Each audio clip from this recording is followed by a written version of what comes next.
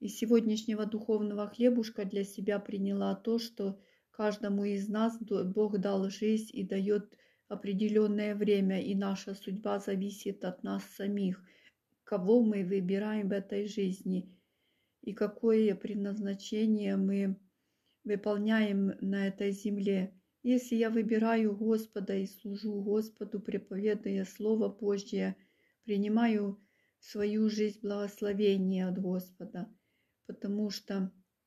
есть благословение от дьявола, предназначение, которое идет от дьявола, оно не спасает, поэтому каждому из нас нужно прийти к Господу и принять Слово Божье, прийти в Божью Церковь и служить Господу, потому что каждому дано разное время и не имеет значения, сколько я проживу,